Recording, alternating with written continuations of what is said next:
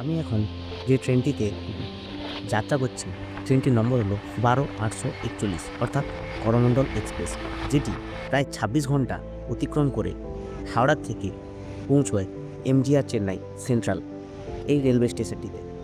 ভারতবর্ষের দক্ষিণের রাজ্যগুলিতে নানান মনোরম প্রাকৃতিক এবং দর্শনীয় স্থান থাকলেও মূলত সাধারণ মানুষ, নর্থ পার্টের মানুষ এখানে একটু কমই যান।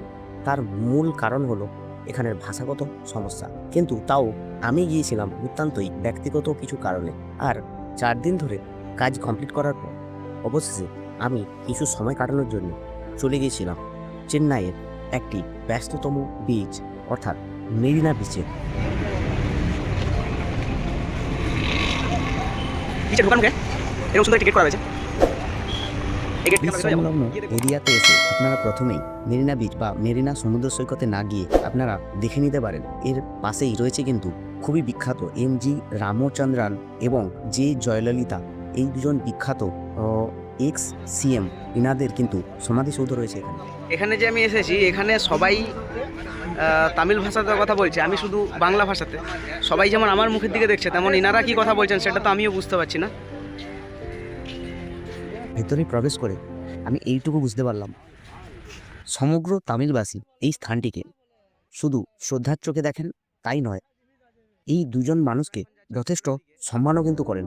আর ঠিক এই কারণেই হয়তো চেন্নাই সেন্ট্রাল রেলওয়ে স্টেশনটির নাম রাখা হয়েছে এমজিআর চেন্নাই সেন্ট্রাল। এই স্থানটা যে শুধু ট্যুরিস্ট অ্যাট্রাকশনের জন্য এত সুন্দর করে সাজানো গোছানো রয়েছে তা কিন্তু নয়। এটা মূলত দুজন বিখ্যাত যে মানুষ অর্থাৎ রামচন্দ্রানজি এবং জয়ললিতাজি, ওনাদের স্মৃতির স্মরণে যে দুটি সমাধিস্থল তৈরি করে রাখা হয়েছে, সেই স্থানটিকে লোকাল মানুষরা কিন্তু যথেষ্ট সম্মান করেন। ওনারা এখানে প্রদীপ প্রজ্বলিত করেন, ফুলের মালা এবং ফুল দিয়ে এই জায়গাটিকে সাজিয়ে রাখেন এবং সেই সঙ্গে পরিষ্কার পরিচ্ছন্ন কিন্তু করে রাখেন। চেন্নাই সেন্ট্রাল যে রেলওয়ে স্টেশন, যার নামে অর্থাৎ এক মিনিট, পেছনে প্রথমে তো তামিলে লেখা রয়েছে, পেছনটাতে ইংরেজিতে লেখা রয়েছে honourable chief minister of Tamil Nadu doctor M G Ramachandran.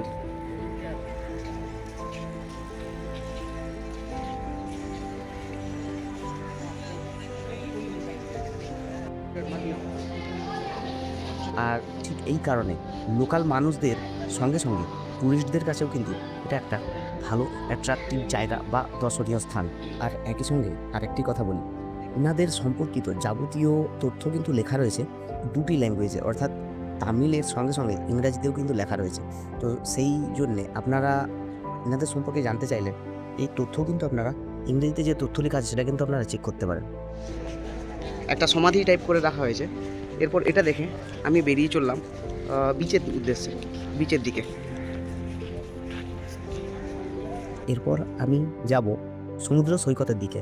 তবে এর আগে আমি আপনাদেরকে একটা কথা বলে রাখি, আপনারা এখানে এলে প্রথম কিন্তু এই স্থানটা দেখে তারপর সমুদ্র সৈকতের দিকে যাবেন।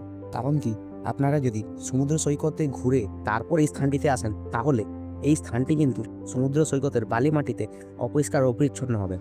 আর এই জায়গাটি এত সুন্দর, তো আমি আপনাদের কাছে অনুরোধ করব অবশ্যই আপনারা এই জায়গাটিকে সুন্দর পরিষ্কার পরিচ্ছন্ন রাখবেন যদি আপনারা এই জায়গায় ঘুরতে আসেন। তাহলে ঠিক এইখান থেকে দেখা যায় এরকম বিচটা খুব দূরে, বিচ সাইড, এইখান থেকে সুন্দর ভিউ পাওয়া যায়। আর খুব সুন্দর ভালো ভালো দোকানগুলো এখানে রয়েছে, বিভিন্ন ফুড স্টল।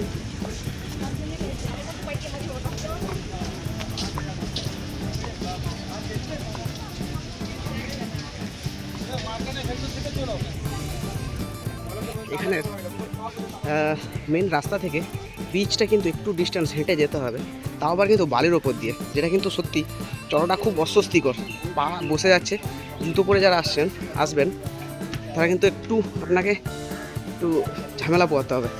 পুরো বালির ওপর দিয়ে অনেকটা চলতে হয় বিচ পর্যন্ত। সাইডে বিভিন্ন দোকান, বিভিন্ন ধরনের দোকান। এখানে কিন্তু ট্যাটুরও ব্যবস্থা রয়েছে।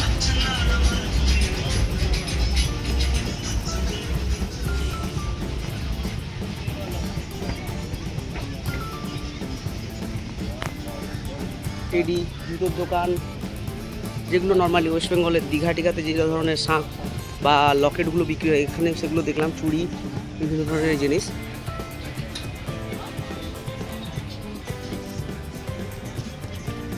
ফাইনালি আমি বিচের প্রায় কাছাকাছি এসে এসে পড়েছি। তো এখানে জাস্ট লাইক যেমন সব বিচগুলোই যেভাবে হয়, এখানে বিভিন্ন ধরনের রান্নার দোকান রয়েছে। আপনারা এখান থেকে রান্না করা সামগ্রী খেতে পারেন। আর ওই যেমন হয় সব জায়গাতে, ওয়েস্ট বেঙ্গলের যেমন দীঘা, মন্দারমণি, জাস্ট লাইক যেরকম মাছ, বিভিন্ন মাছ থাকে ভাজা করে দেয় ওনারা।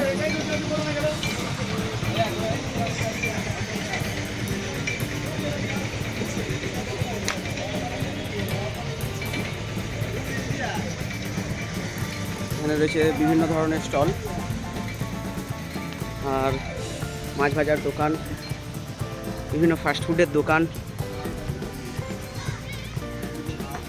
এটা কিন্তু আমার মনে হচ্ছে চেন্নাইয়ের খুব বিজিয়েস্ট বিচের মধ্যে একটা, কারণ এখানে দেখলাম এটা কিন্তু খুব দূর পর্যন্ত বিস্তৃত, আর দোকান অগণিত দোকান। আর এখানে এই মুহূর্তে ঘড়ির কাঁটায় 4:30, আর এখন থেকেই কিন্তু বিভিন্ন মানুষের ভিড়।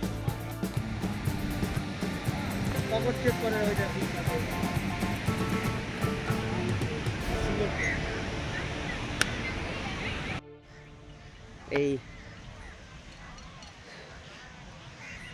অনেকটা চলে অবশেষে কিন্তু এখানে একটা জিনিস দেখলাম, এখন আমি একদম ফাইনাল একদম সমুদ্রের পাড়ে পৌঁছতে যদিও পারিনি, বাট এখান থেকে আমার মনে হচ্ছে এখানে সমুদ্রের জল কিন্তু একটু কালচে ধরনের, কালো ধরনের। যেভাবে আকাশের রং নীল, কিন্তু জল কিন্তু সমুদ্রের জল সচরাচর দূর থেকে দেখে নীলই মনে হয়, কিন্তু এখানে কিন্তু একটু কালচে ধরনের। তো আমি একদম কাছে যাই, গিয়ে আমি দেখাচ্ছি। আর চারিদিক জাস্ট এরকম দোকানগুলো রয়েছে একটু দূরে, মানে পেছনে রয়ে গেছে। আর এই দিকটা কিন্তু ফাঁকা, পুরো বালি, শুধু বালি, চলতে একটু প্রবলেম তো হয়ই।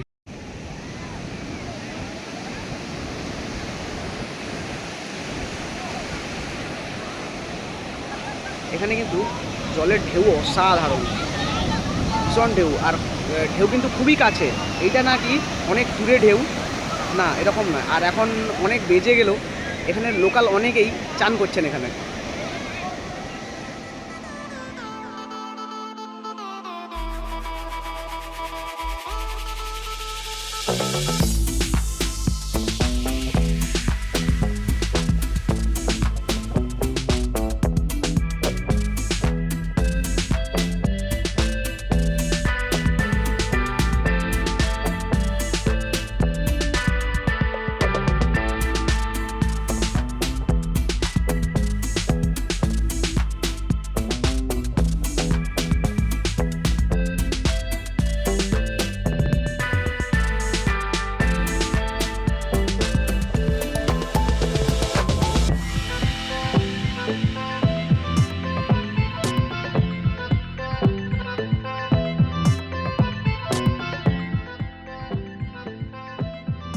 অন্যান্য সব বিচগুলোর মতো এখানেও আপনারা সেই ঘোড়ার সাওয়ারি, এসব নানান দেখতে পাবেন।